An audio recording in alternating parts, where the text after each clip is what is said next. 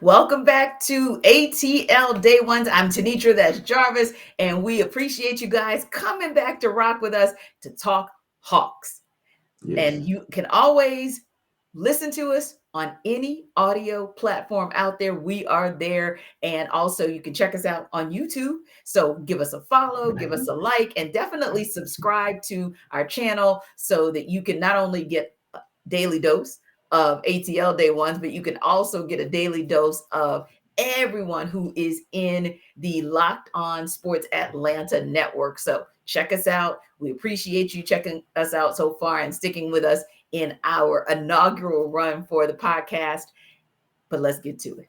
Let's get to it. Yeah. Like I said, for everybody else, this is hump day. For me, this is Hawks day because the day has Yes. finally arrived for this play-in tournament that it was teeter-tottering up and down, back and forth. Would they get into the postseason straight away, or would they have to play themselves into the postseason? So obviously, they will have to play themselves into the playoffs. But in order to get there, they've got to get take care of business and get it done tonight at State Farm Arena against the Hornets. Now, if they do, they'll get to run it back on Friday in Cleveland against the Cavs. So before we talk Hawks, let's talk about the first round of the first round of the play-in, which happened Yeah. last night, which is how the Hawks at least know if they win, they'll play the Cavs. Nets, Cavs in Brooklyn last night, and KD and Kyrie just absolutely put on a clinic. Now, don't get me wrong, the Cavs and Darius Garland battle back to within about 6 points late in the game, but then again, KD and Kyrie really just took over that game and showed you why showed you why they're going to get to the playoffs, and they're going to be a formidable opponent for the Celtics, of course, beating the Cavs last night 115 to 108. Yeah, that's the thing that had me concerned, right? That's why I said I was like, all right, if the Hawks are going to be in this play-in tournament, right? The best thing for them is to be at home Mm-hmm. and have the opportunity to play the loser of last night's game, which is going to be the Cleveland Cavaliers. And I think Mm-hmm. that kind of sets them up for a team that they can beat if they have to Mm-hmm. go on the road. They haven't played that well on the road this year.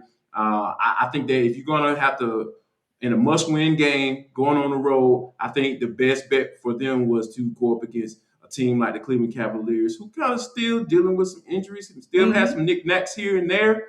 But I think the Hawks are the better team, and I Yeah. think that this is a nice setup for them to kind of move forward and actually get into the actual playoffs. Yeah, and they've done it 3 times against the Cavs in the regular season, so we're all certainly confident that they can get it done again, and they've done it on the road, so good for them. And also, the Western Conference playing game last night was a little bit of a shocker for some because many thought that the Clippers were gonna kinda run away with it, and the Timberwolves and our own Anthony Edwards said otherwise, and that was with Karl Anthony Towns in foul trouble for just about that entire game, but really Ant-Man took over 30 points last night, and they were able to get the 109-104 win over the Clippers and move on to the next round themselves.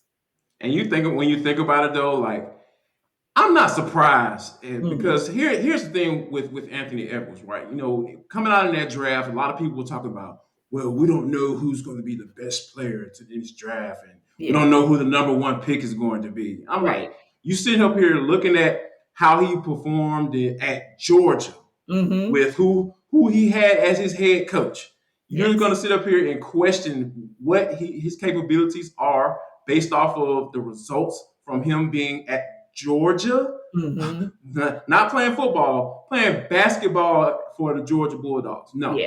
Ant Man was the clear, but ahead and above anybody as far in that Mm-hmm. draft. And I Yes. think that I am not surprised by what he's doing or what he did last night. And I think Mm-hmm. that he just has a certain type of mentality that you can't buy, you can't purchase, and you just have to have it. Either Yeah. you have it or you don't. And he has it. He has that it factor.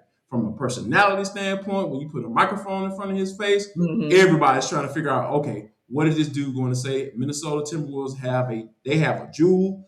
Hopefully, they'll Mm-hmm. be able to keep him in the future. And I think that I'm not surprised that they were able to pull that thing out against the Clippers last night. Yeah, unless of course he wants to come home, then there's that. But Oh but we no, digress. we But yeah, always one of got we got a place for you, baby. yeah, Don't if worry he about wants to come home, he can always come home. that. But yeah, he definitely showed how his game has evolved. He's far more than just a guy who can dunk or get it done on the inside. He is somebody who has perfected his mid-range jumper and really even improved his perimeter shooting. So yeah, he's going to need it. They're going to need all their Yeah. guns against the Grizzlies because John Yes. Morant and that crew, they're actually very Man. healthy going Yes. into the playoffs. So, and they showed you for a 4 or 6 game clip or stretch what they could do without John Morant. So going to be a very interesting matchup between the 2 and 7 seeds in the West. Now you get to tonight. And of course, you've got the nightcap, which is the Pelicans Spurs. But the real show tonight is Hawks Hornets. These Yes. teams, even though the Hawks have now moved up, when we talked about this yesterday, they were at 4.5 on the spread, but now it's 5.5. So Mm-hmm. yeah, there's seemingly some confidence in Vegas that they're going to get this thing done. But these teams are very, very evenly matched. Right. These are two teams who are both very proficient in their 3-point percentages. Hawks third, Hornets sixth. These are two teams who they literally both, I'm going to try to say this nicely, they both focus on offense. Defense wouldn't be exactly their strong suit. Yeah. Yeah. That's a nice way Yeah. of putting Yeah, that. defense They wouldn't don't play exactly defense that their well. strong Yeah. suits. I And got whereas the Hawks are you. among the leaders in the league in protecting the ball, the Hornets are among the leaders in the league of getting you to turn the ball over. So I feel like there are a couple things we want to talk about in terms of how the Hawks get this done tonight. And when I look at them being so evenly matched up in those 3 areas, the next question, the logical question is, well, what gives the Hawks the edge? 2 words: Trae Young. Yeah. Trae No Young is doubt. the Hands down. best person, will be the best person on that basketball court tonight. And when you have that best player on the basketball court, no matter how evenly matched you are with your opponent, you always get the edge. Yeah, no doubt about it. And I think that, like you said, we've been continuously drilling down the fact that the Hawks, Trae Young has figured out a way to play with what he has right now. And Yes. what I mean when I say that is that that's without John Collins. Hmm. He was been officially ruled out earlier on before it's recording. I think that he's a guy that Trey has just really gotten into a good rhythm with his bigs, and I think that Hmm. that's where the Hawks have the advantage, right down low. I think Clint Yes. Capella and Onyeka Okongwu are going to be huge tonight for this Hmm. game. Yes. Because I think that if they can get into a rhythm with that pick and roll Hmm. when Onyeka's in there with Trey and Yes. starting to get that offense going and getting those guys to happen to choose between, okay, do I back off and try to stop the Hmm. lob, or do I come up and try to, guard the 3 point? And Hmm. the thing that I love that Trey has added to this game, and a lot of Hmm. people have been kind of harping on this, is that mid-range jumper. Hmm. It's there 100% of the time because, like you Hmm. said, people are trying to play the lob and they don't want to come out too far Right. and kind of give up the penetration. Hmm. So teams are going to give him that mid range, and he's Yes. been consistently hitting that thing this year. So I think that Trey is the key. He's the master key to the Hawks' success tonight and going Mhm. forward. Yeah, he definitely is. And he's one who, even with the Hornets being known to have an up-tempo pace, they play a lot of small ball, and that's really how they've been able to get it done. Ultimately speaking, he is the difference maker. But before we wrap up, one question for you, and give Mhm. me a quick 30 seconds on why. I'll tell you my answer and I'll give you my why, and then we're going to wrap it up and get you guys to for the culture. But who is your X factor for the Hawks tonight?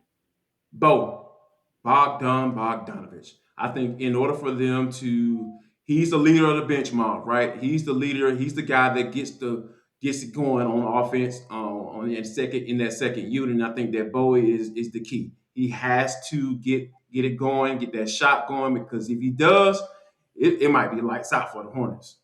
Yeah, because when the Hawks have their 3 ball going, it, like you said, it's lights out. But my X factor is actually DeAndre Hunter. That's a good He's one. been coming That's a on good one. strong these last couple of games, particularly for the Rockets game to end the season, had 22 points, but in the 2 games he played against the Hornets, one of those games he was the leading scorer, and the rebounds were somewhere between like 5 and 7, good number of assists as well. And so if he's got his two-way game going tonight, if he can give the Hawks an additional presence on the wing, because we've always said we thought he was our best wing defender. So if that guy could show up and just disrupt LaMelo Ball, but particularly when he tries to, get into his rhythm from deep, and particularly stay out of foul trouble Bridges, too. Stay out of foul right, trouble. and Miles Bridges, then they're good to go. And that's really all the bigs, because Onyeka has been in a lot of foul trouble of late as well. Gallo had a couple of brushes there as well. But yeah, my X factor for tonight is DeAndre Hunter. If he has a great two-way game,